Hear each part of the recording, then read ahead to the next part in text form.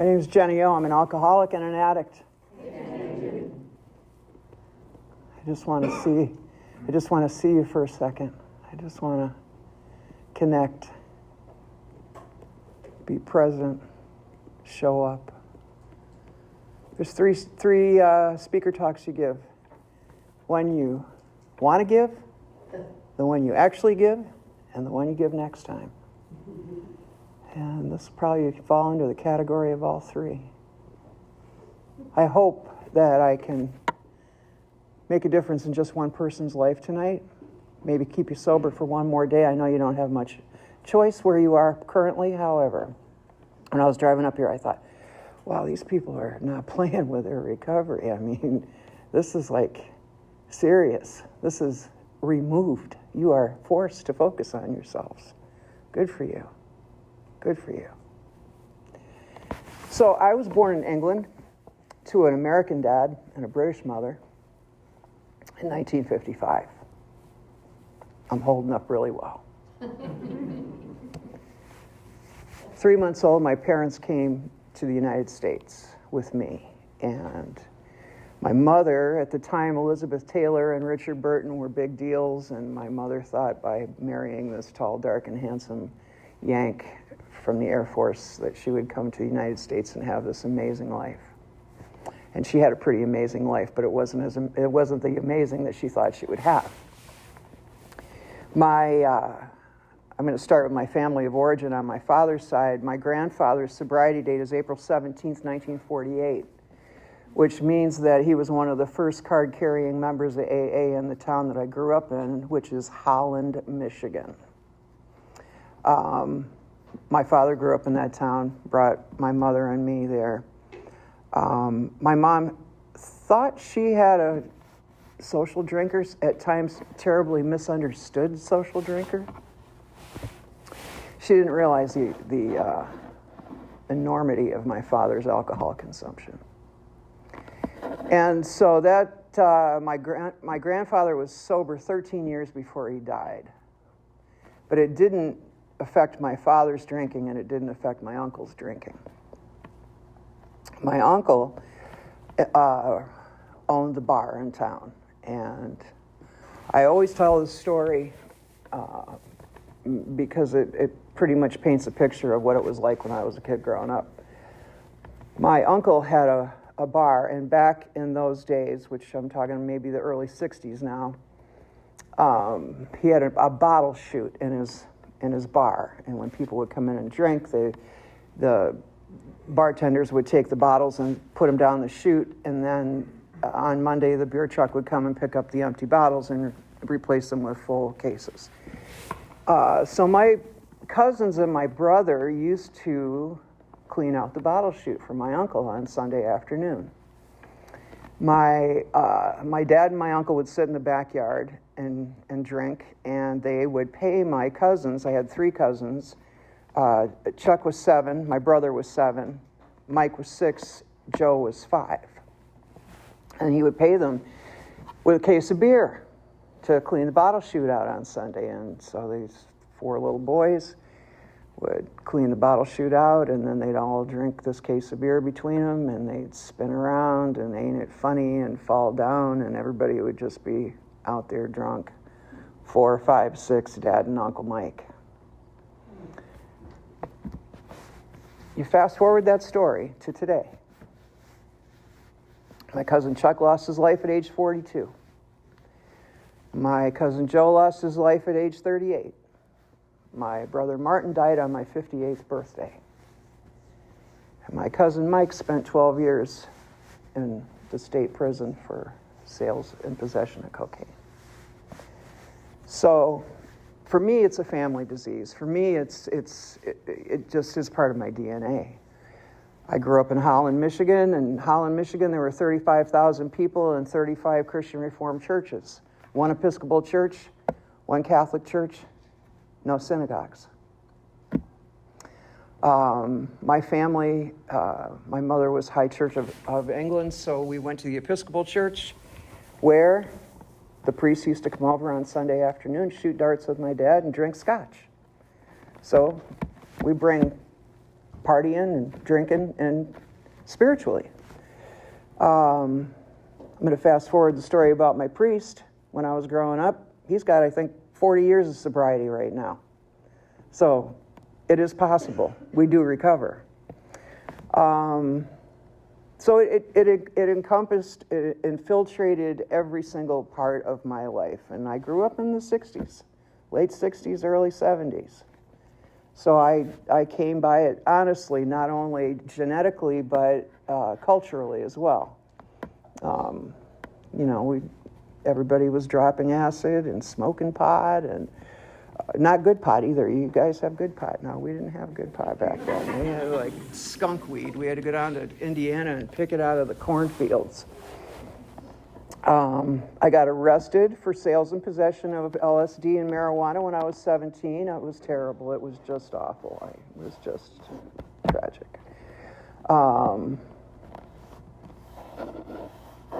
It's the only time I spent any time in jail in my life. I got a guardian angel. So I left Holland, Michigan when I was about 17, and I moved to Vermont, and I lived there for a year. Then I moved to Connecticut. I lived in Connecticut for a long time, maybe 15 years or so, and worked for the state of Connecticut as a recreational director for handicapped kids. And then I went to visit a girlfriend in Washington, D.C., and I met this guy, and I started at his cowboy boots and ended up in his eyes, and he had an enormous bong.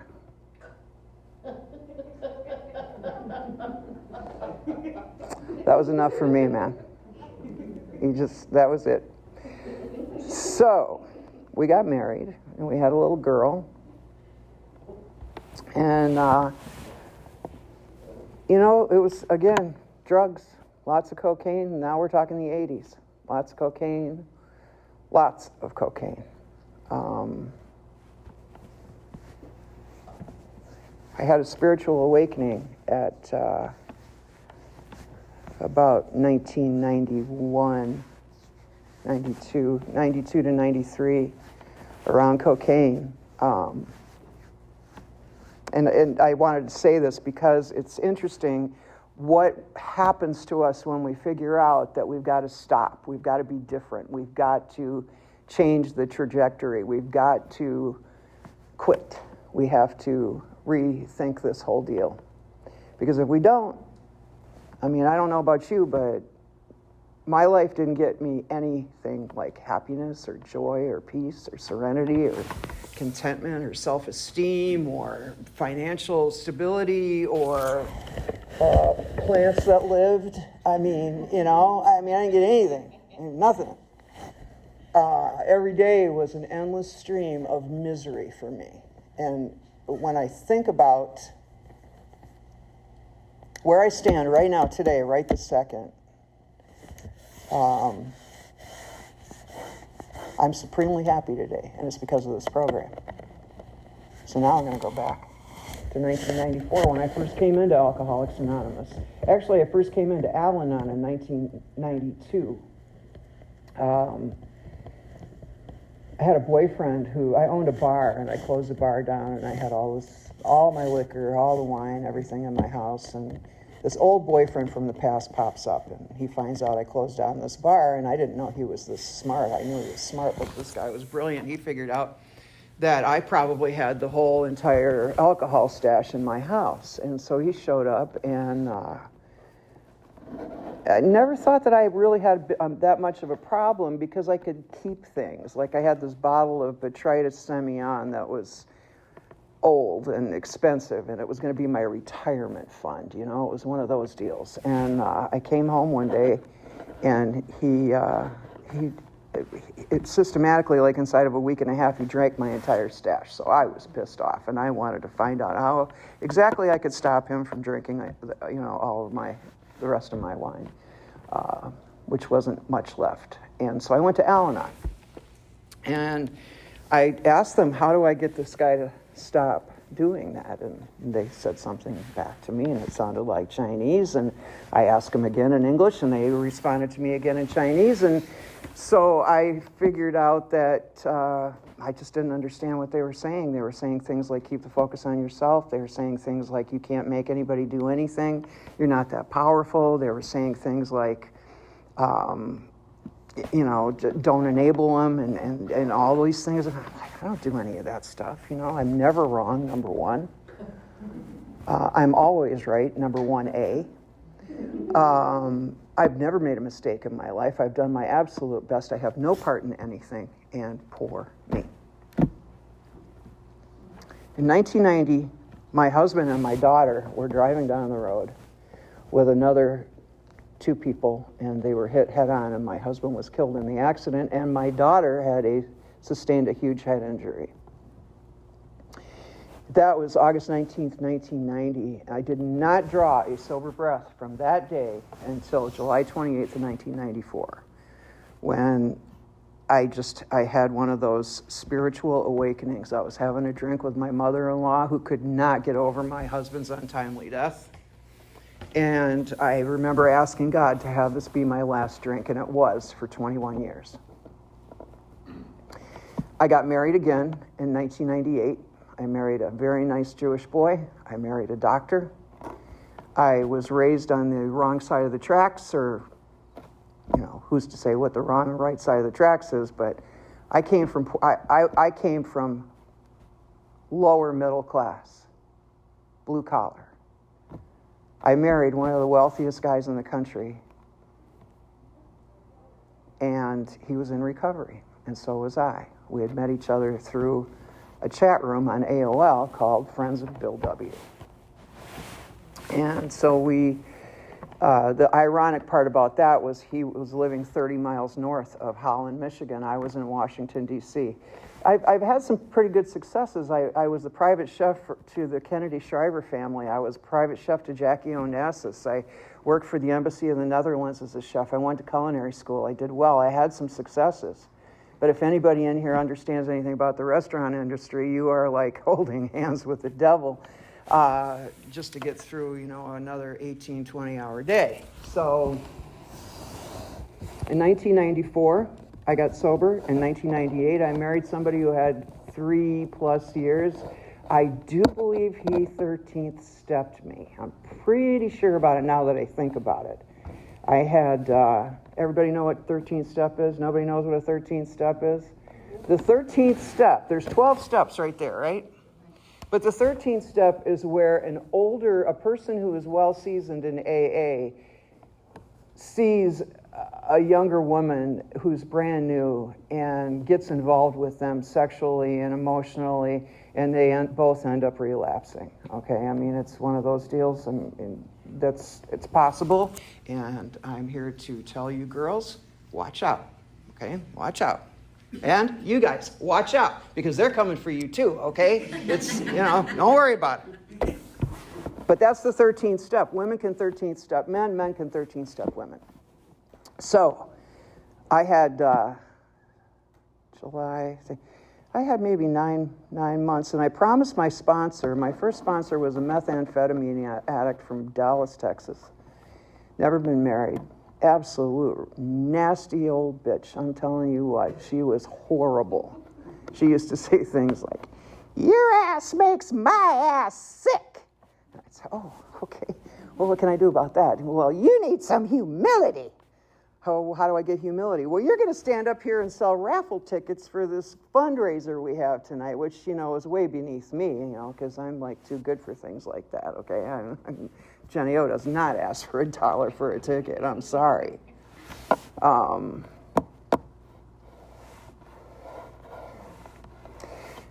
She was really good for me. She was absolutely somebody that I had to have because, I related to that. I kept her for about a year until I moved back to Michigan, and I moved back to Michigan to date my husband that I married in 98. So we got married, we built a huge house, we went to lots of meetings together, but I didn't have a very good program, and there was always something wrong with me. Like, I didn't I just didn't, and I know you all understand this, I didn't fit in. I didn't feel right. I didn't feel good. I didn't feel like I belonged. I was so not happy. I had to be somebody else. I couldn't be that girl from Reed Avenue in Holland, Michigan that, used to whatever, give a shit. I had to show up and be proper and watch what I said in front of other physicians. And, when I traveled to Europe, I had to be European. And when I stayed in the U.S., it was very, very strenuous, straining on me, very, very, very hard to fit into that role. The same day my husband was killed in an accident in 1990, 20 years to the day later, August 19th, 2010, I was sitting in traffic in Asheville, and somebody hit me going 60 miles an hour and broke my neck. That resulted in a 3-level neck fusion, 4 10 milligram Percocets, 2 morphine extended release, 1 in the morning and 1 at night, and 1 OxyContin a day. But I was sober. I wasn't drinking. I was going to meetings. But I had this whopping prescription for pain medicine. I managed to stay away from alcohol until 2015 when I turned 60. And when I turned 60, I went to England, and I knew in my soul of souls that when I went to England, I was going to drink some wine. I knew it. I just knew it. And so I did. I went to England, and I had a glass of wine, and then they were joking with me because I counted how many glasses of wine I had in 21 years. Like, how many have you had now, Jenny? Oh, this is like number 7. I think I drank like 30 in the months that I was there. Came back, off to the races. I got a divorce. I could not handle the emotional pain of that divorce. I could not handle it. I lost everything. I lost my house. I just walked away. I took my personal things and left. I left everything to him. The furniture, the house, the friends, the bills, everything. I left. And I came down to Asheville. I have one daughter. My daughter I told you about. She lives about from here to the parking lot away from me. I'm very close to her. I have 5 grandchildren today that are in my life, and they like me, and I love them. So when we got divorced, my relationship with my husband was not sustainable for me. I knew that I couldn't live like that. I could not live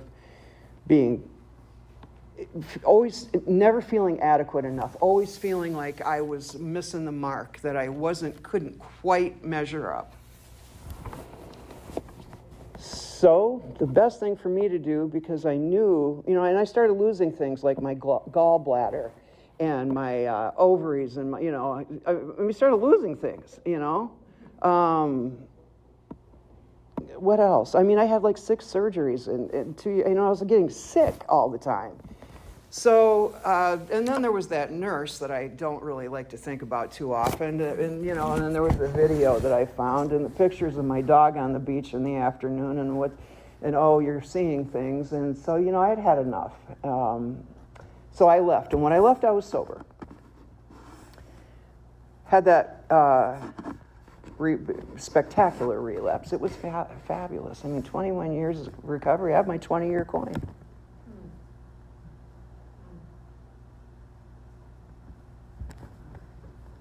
January 30th, 2020.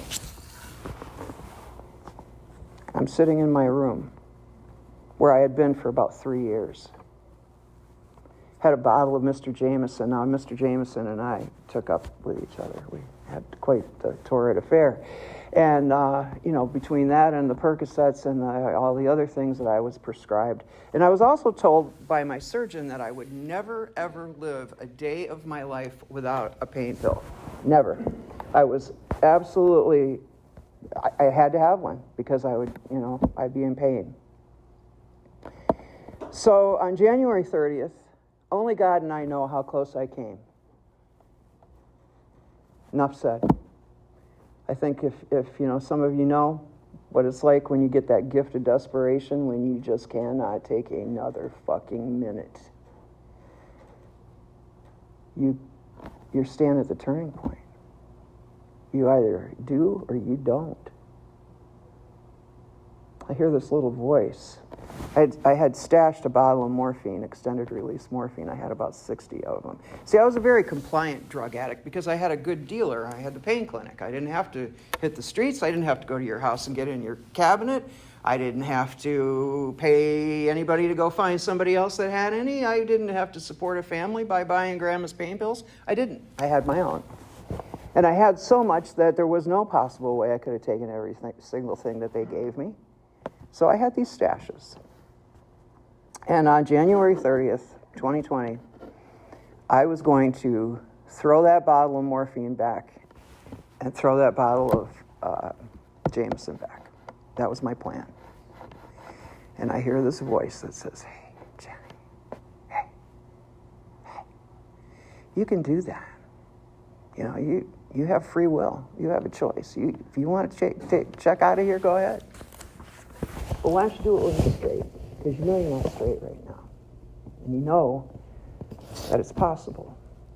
You can get sober. You know that. You've done it before. You know you need some help. Well, if you've been doing pain pills for 11 years, 10 years, it's 10 years, it's scary. They've been a part of your DNA. They're part of your life. They're your right arm. You don't know how you're going to even get out of bed in the morning. In fact, I couldn't get out of bed in the morning unless I took them. So the voice said, why don't you see if there's a treatment detox center in Asheville? Okay. So I get up and I go to my phone.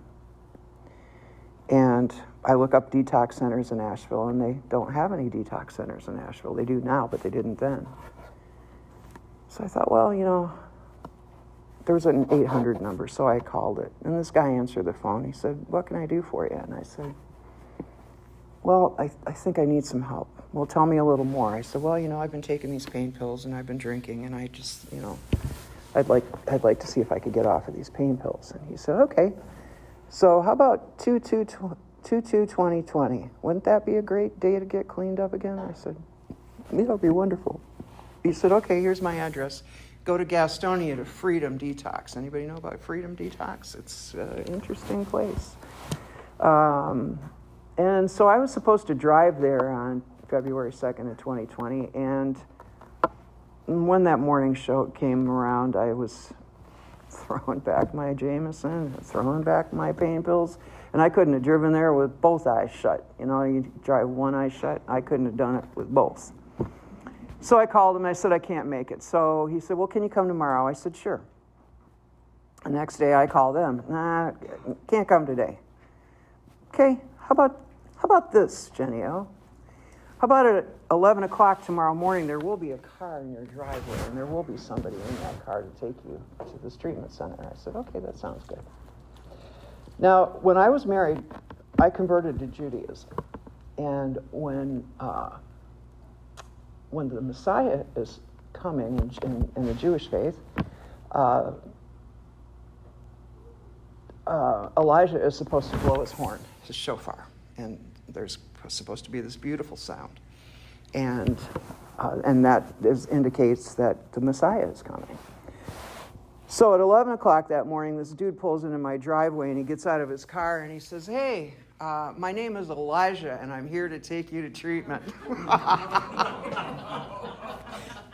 I knew then that I was on the right track.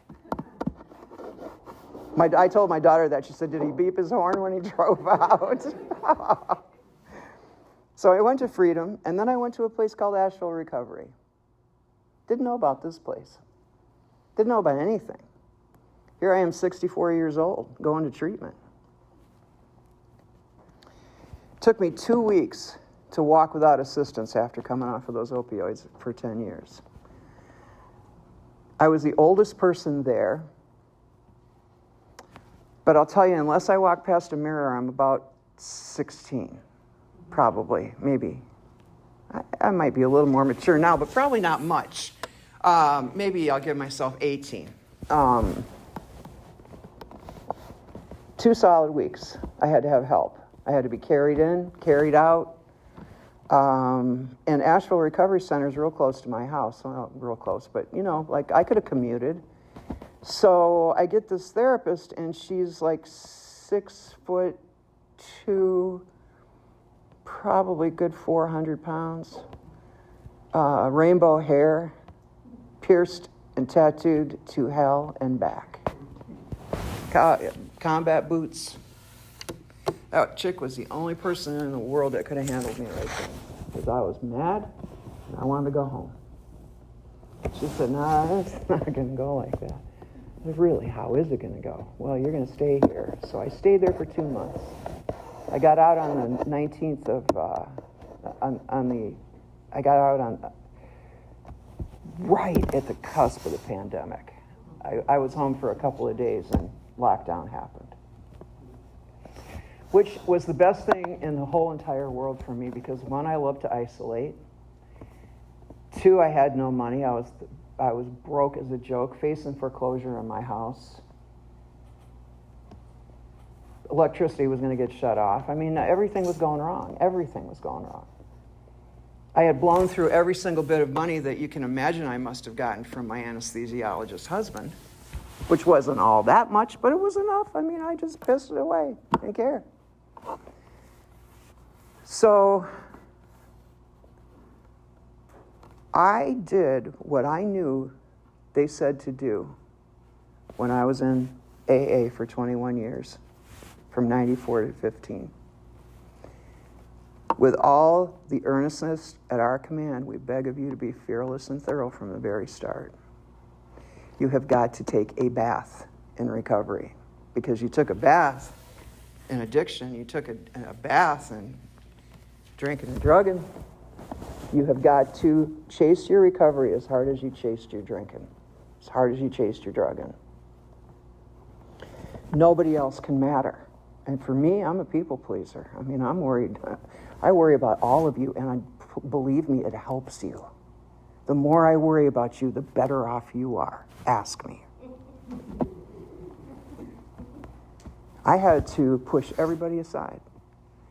I went to, and so now we got the pandemic, all the meetings are shut down. What are we going to do? Well, there was a parking lot in Asheville on the corner of Patton and Lester. And we sat out there in rain, we sat out there in snow and sleet, we sat out there in blazing hot, we sat out there in wind. Twice a day, noon and 6. And I was in that meeting every single day.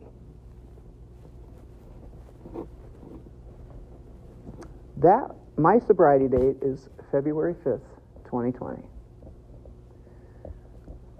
I wouldn't trade the sobriety and the life I have today for those 21 years and that beautiful house and that illustrious life and that sexy husband for anything.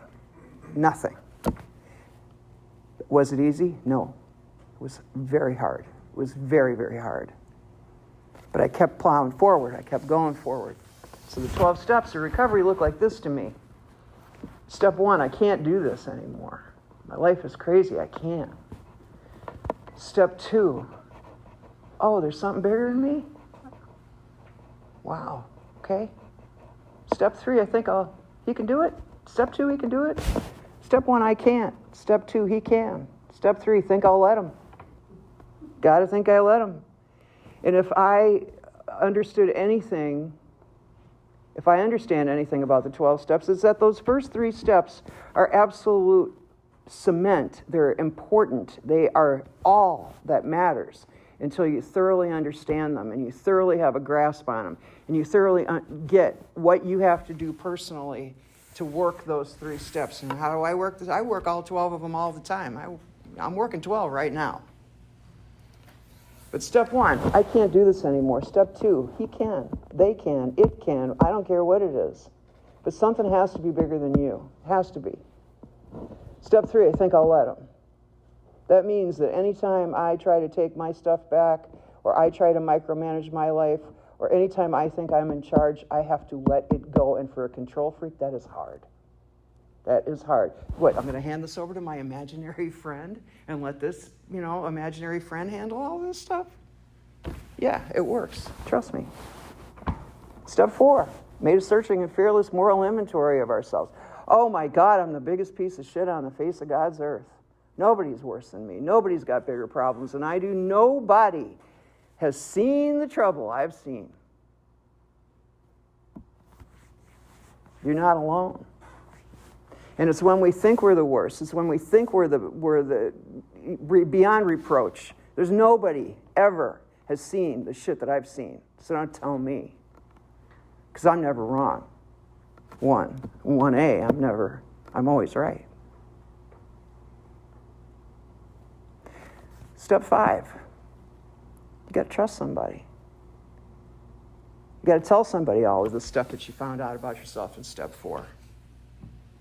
Some of it's good, some of it, what's my searching and fearless, what's my moral inventory, what's my moral compass, what really matters to me, what makes me tick, what's important. Do I know right from wrong? Yeah, my moral compass says that it's wrong for me to steal something from you. But when my addiction takes over, it's all right for me to do that. What's your moral code? What's your moral compass? Step 6 and 7, we got character defects, and some of them serve me very, very well. Some of them I'm not ready to have God take away from me yet. No, I'll keep those. And when they're ready to be removed, or they're ready to be pointed out to me, I'm ready to hear it. But until such time, I just stay the course. I don't drink. I don't drug, no matter what. Steps 8 and 9, I did those the first time I came. Those are the first steps I did. See, step 8, make it a list of all people we had harmed and became willing to make amends to them all. I went to everybody I ever did anything wrong to, told them I'm sorry, I was drunk, I didn't know what I was doing. Doesn't work that way. 8 and 9 are there because 1 and 2 and 3 are way below that. Step 10 used to piss me off when I was about where you guys are. And I'd go to a meeting and they'd start talking about step 10.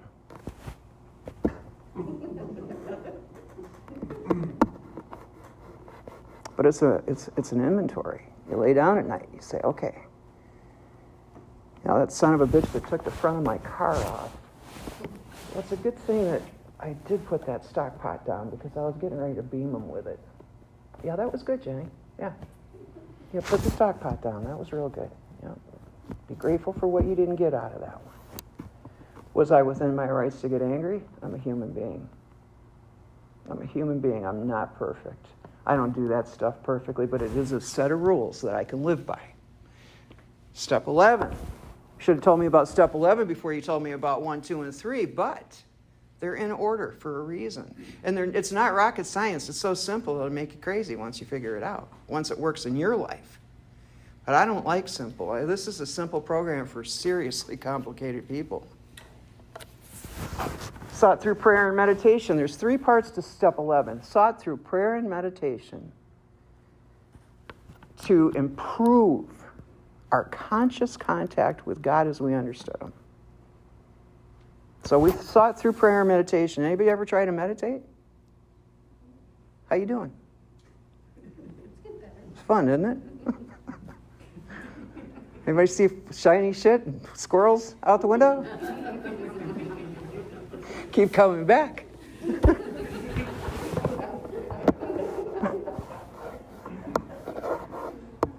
Praying only for knowledge of His will for us. Nothing else. I just want to know what you want me to do right now. Sometimes it's call my sponsor. I had this bottle of Dawn dishwashing detergent, one of those big ones that you got to pay like $10 for at Sam's, and it had a hole in the bottom and it was leaking all over my counter. Try to turn it upside down and then it would leak out of the top. Stick a piece of tape under it, tape doesn't stick. Duct tape doesn't work. Stick a piece of gum under there, that's not going to work, right? Something. Stuff is all over my countertop. It's driving me crazy.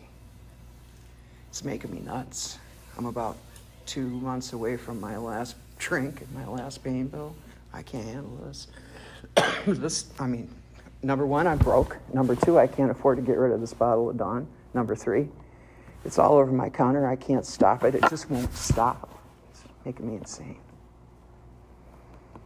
I called my sponsor. I said, well, okay, what's going on? Well, I have this bottle of Dawn that keeps leaking all over the counter. You might think I'm ridiculous, but I can't handle this. She said, well, why don't you get you a container a little bigger than the bottom of that bottle. Set it next to your sink. Get you a sponge. Set that bottle in there. That way, when it fills up the dishwashing detergent, you can just stick your sponge in there and wash your dishes.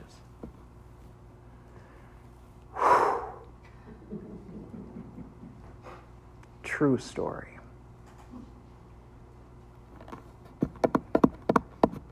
Step 12, if we're serious about this, it's not rocket science. You have to repeat it, though. You have to repeat every single day for a long time until it becomes second nature.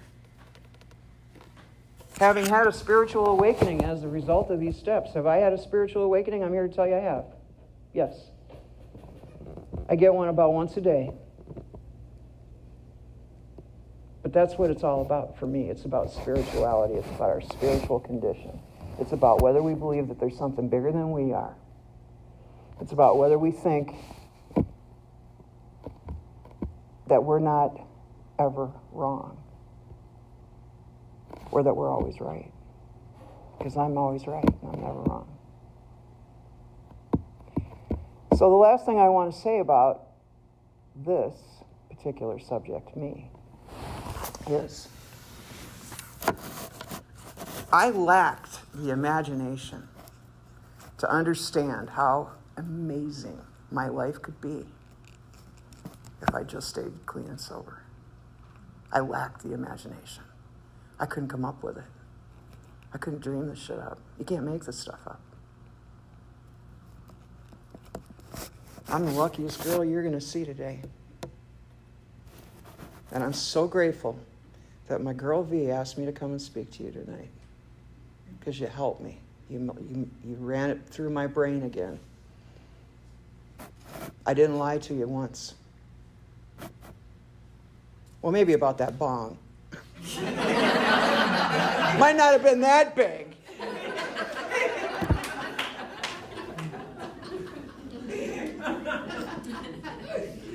Thank you. Thank you.